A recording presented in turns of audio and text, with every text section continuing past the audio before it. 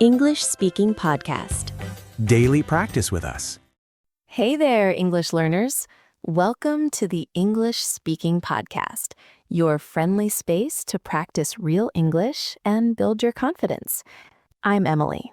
And I'm Ryan. We're so glad you're here with us today. Maybe you're listening while you're walking, maybe while you're cooking, or maybe you're just trying to avoid something on your to-do list. And honestly, if you're going to procrastinate, learning English is probably the best way to do it. Exactly. You're still doing something good for yourself. So today, we're talking about something that affects almost every English learner at some point. We're diving into fear. Specifically, why you are afraid to speak English, even when you know the words, even when you understand everything.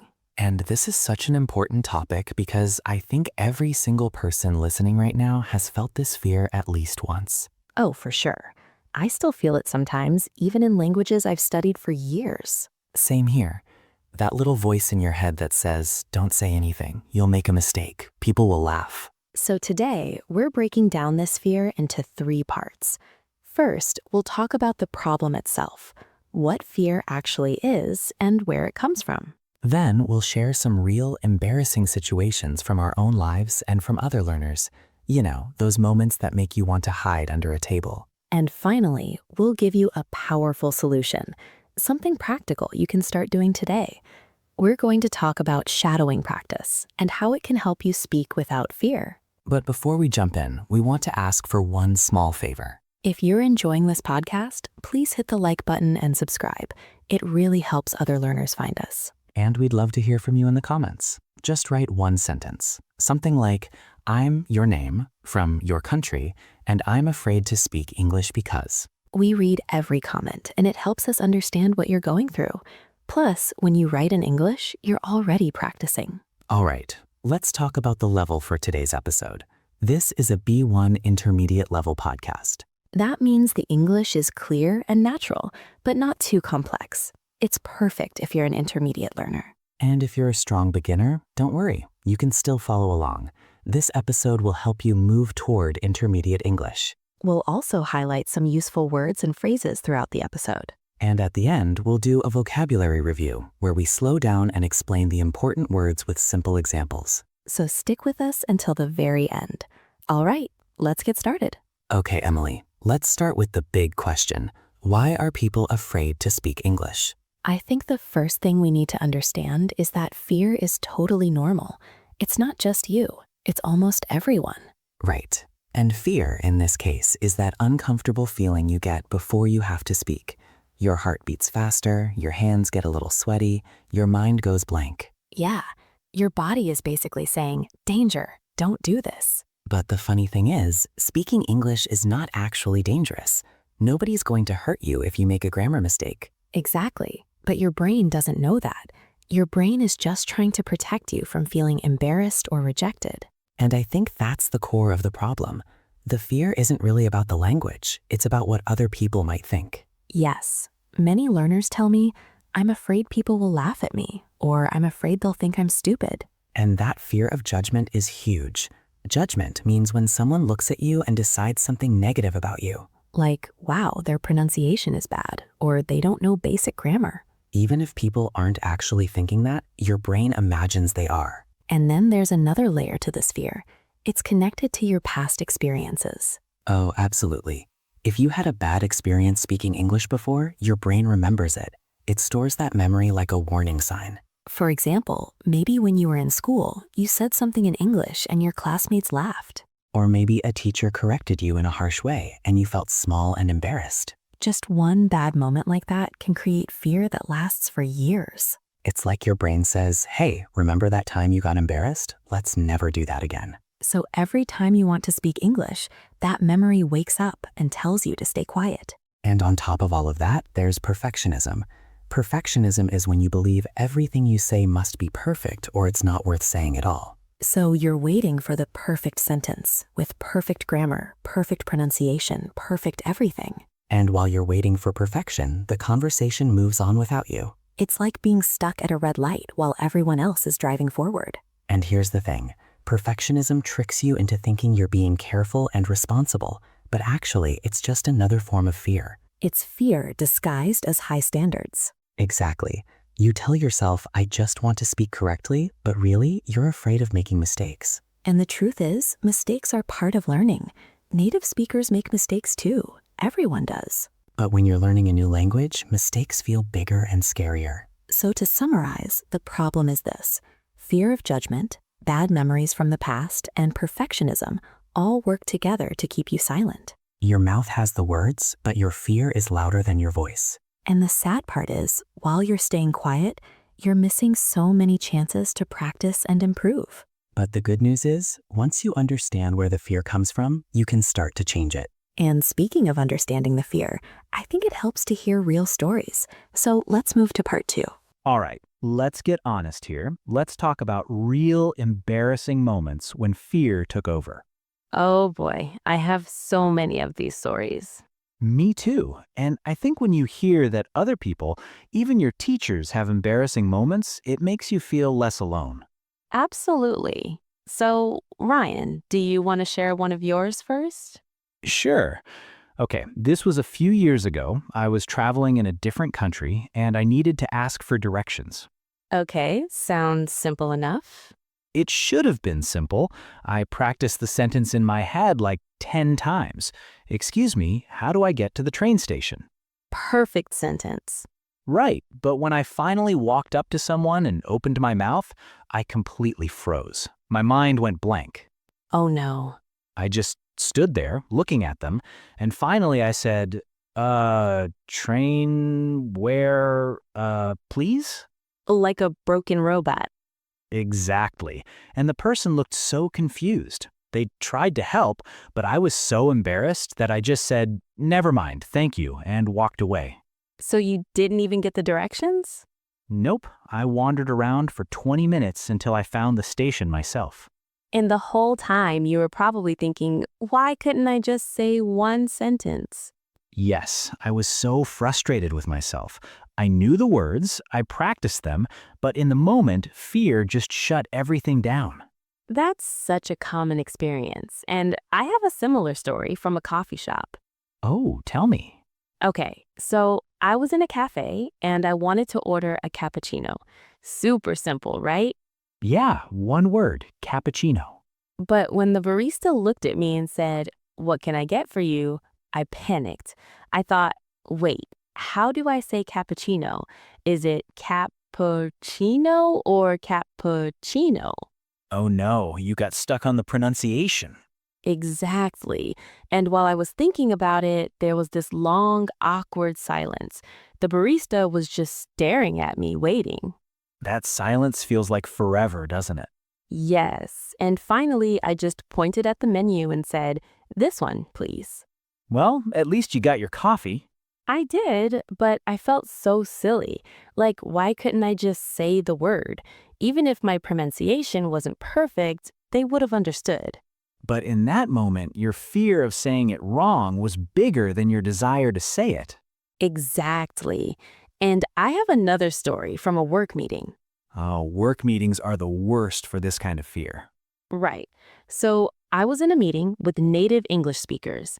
I had a really good idea that I wanted to share. And you practiced it in your head. Oh, I practiced it so many times. I had the whole sentence ready. But when there was a pause in the conversation and I could have spoken, I just didn't. Why not? I started overthinking.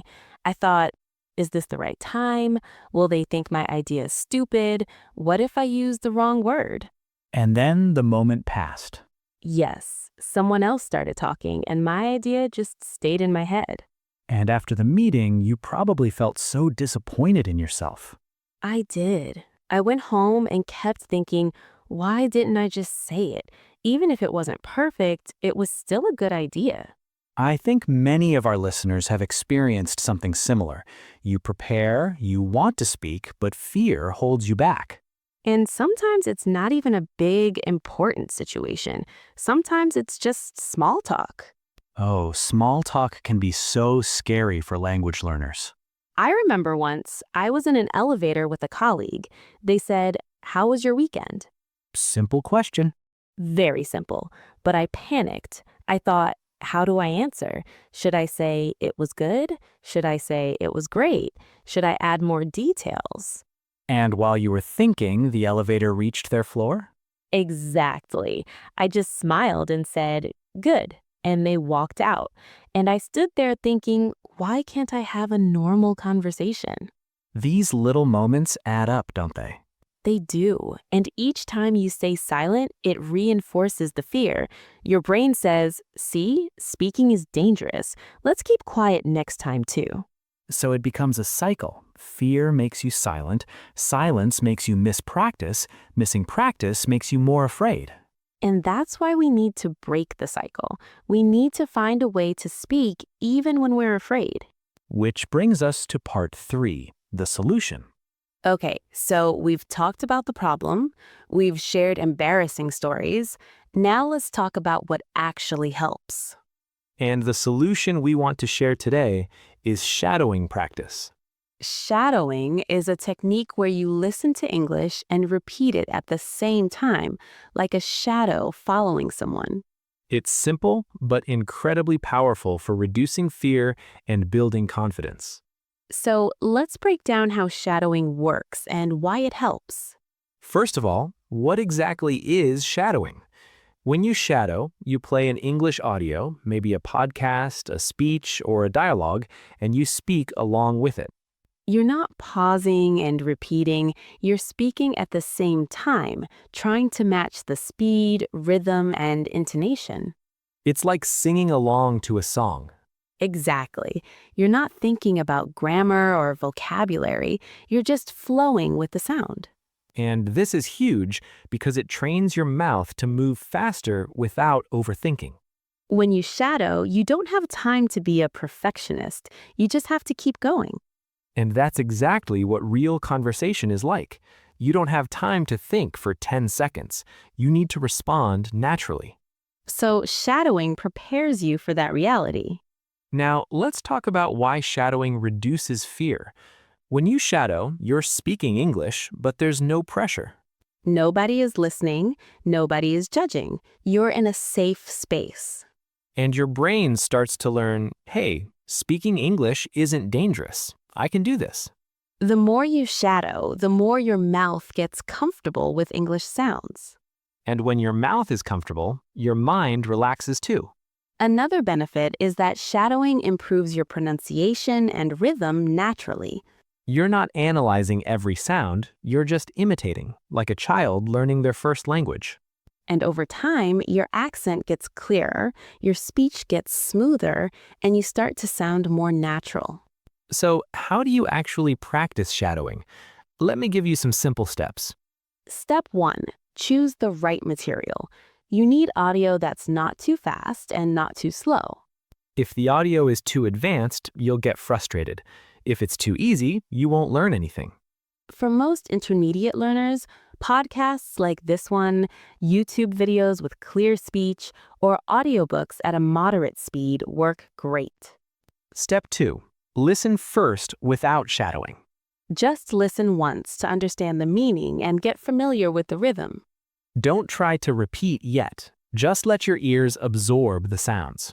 Step 3. Now start shadowing. Play the audio and speak along with it. Don't pause, just keep going even if you miss some words. In the beginning, you might only catch 50% or 60%, and that's totally fine. The goal is not to be perfect. The goal is to keep your mouth moving and your voice flowing. Step 4. Repeat the same audio multiple times. Shadowing isn't a one-time thing. The more you repeat the same material, the easier it becomes and the more confident you feel. You can shadow the same 2-minute clip 5 times, 10 times, even 20 times. And each time, you'll notice you're catching more words, your pronunciation is getting better, and your confidence is growing. Step 5. Make it a daily habit. Even just 5 to 10 minutes a day makes a huge difference. You can shadow while you're walking, while you're cooking, or even while you're getting ready in the morning. The key is consistency. A little bit every day is better than a lot once a week. Now, I want to share a quick story. I have a friend who was terrified of speaking English. She understood everything, but she never spoke. What happened? I introduced her to shadowing. At first, she was skeptical. She said, "How will repeating help me speak on my own?" I've heard that before. But I told her to just try it for 2 weeks. So she picked a 3-minute podcast episode and shadowed it every single day. And what changed? After 2 weeks, she told me, "I don't know what happened, but I feel less afraid. My mouth just moves more easily now." That's the power of shadowing. It's not magic, but it builds a foundation. And after a month, she started speaking more in her English class. She wasn't perfect, but she was speaking, and that's what mattered. Shadowing removes the mental block. It makes speaking feel normal instead of scary. Exactly. And here's the thing, shadowing is not the only solution. You still need real conversations. You still need to practice with people. But shadowing is the bridge. It takes you from, I'm too afraid to speak, to, okay, I can try. And once you cross that bridge, everything else becomes easier. So here's a tiny challenge for you, our listeners. Today, find one short English audio, maybe 1 to 3 minutes long. It could be a clip from this podcast, a YouTube video, or anything with clear English. Listen to it once and then shadow it at least 3 times. Don't worry about being perfect, just let your voice move with the audio. And if you want, write in the comments, "I tried shadowing today, and here's what I noticed." We'd love to hear about your experience. All right, before we finish, let's do a quick vocabulary review. We'll go over some important words from today's episode. First word, fear. Fear is that uncomfortable feeling when you think something bad might happen. For example, I have a fear of speaking English in public. My heart beats fast and I feel nervous. Next, judgment. Judgment is when someone forms an opinion about you, often a negative one. For example, I'm afraid of judgment. I think people will laugh at my mistakes. Then we have perfectionism. Perfectionism is when you want everything to be perfect and you feel bad if it's not. For example, my perfectionism stops me from speaking. I wait for the perfect sentence and then I say nothing. Another word, embarrassed. Embarrassed means you feel uncomfortable or ashamed because something awkward happened. For example, I felt embarrassed when I couldn't say the word correctly in front of everyone. Next, shadowing. Shadowing is when you listen to English audio and speak along with it at the same time. For example, I practice shadowing every morning with a podcast. It helps me speak more naturally. Then, rhythm. Rhythm is the pattern of sounds and pauses in speech, like the beat in music. For example, shadowing helps me learn the rhythm of English. I sound more natural now. Another useful word, confidence. Confidence is the feeling that you can do something well. For example, shadowing practice gave me more confidence. Now I'm not so afraid to speak. And finally, consistency. Consistency means doing something regularly, over and over. For example, the key to improving is consistency. Practice a little bit every single day. All right, that's our vocabulary review. If you want, you can listen to this part again and repeat the examples. So, to wrap up, remember this. Fear is normal, but it doesn't have to control you. You can understand where the fear comes from, accept that embarrassing moments happen to everyone, and then take action with tools like shadowing. Shadowing won't make you fluent overnight, but it will make speaking feel easier and less scary. And that's the first step. Once you start speaking without so much fear, everything else will follow. We really hope this episode helped you. If it did, please share it with a friend who's also afraid to speak English. And don't forget to like, subscribe, and leave a comment. We love hearing from you. Thank you so much for spending this time with us. This was the English Speaking Podcast. I'm Emily. And I'm Ryan. Keep practicing, keep speaking, and remember, progress, not perfection. See you in the next episode. Bye. Bye.